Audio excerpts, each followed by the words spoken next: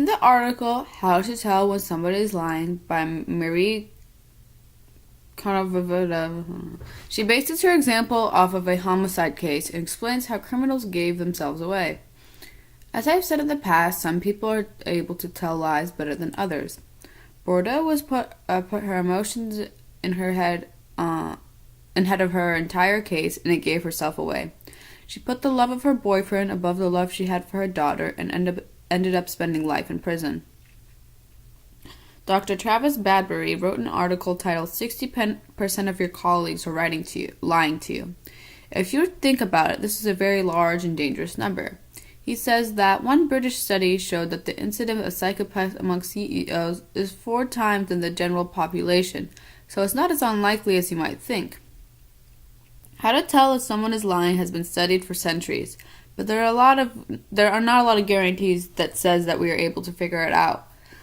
Children, for example, are not really good at telling lies because they do not realize what they are doing when they talk to us. They start looking at their feet and mumbling, and sometimes on the verge to anger and tears, trying to hide what they have done.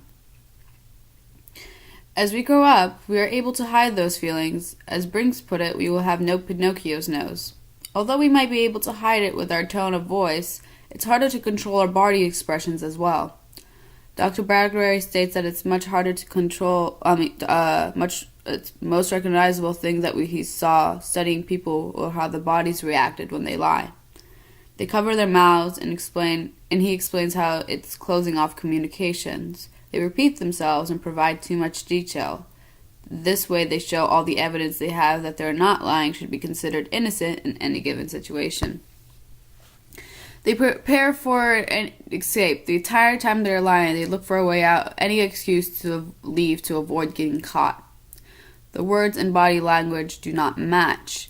I might say something such as, I had a terrible time at the party last night, but my body might be swaying back and forth, remembering all the music and dancing I did till 6 a.m. the next day. The breathing changes. When people are nervous, their heart rates go up, which causes their breathing to be slightly off while they talk. If they're just standing there explaining something that happened, a person would assume that that this wouldn't be a difficult task.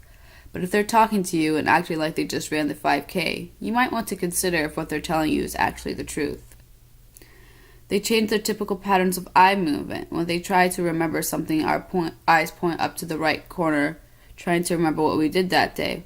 But when we start looking at the door or at our shoes, it shows that we're trying to avoid a person and get out of the situation as quickly as possible before spilling our guts. They get aggressive and fidgety. When we're accused of lying, then we get mad and start to move around a lot. But we also have to remember that although these are all signs that someone might be lying, it's not always the case. Just because a person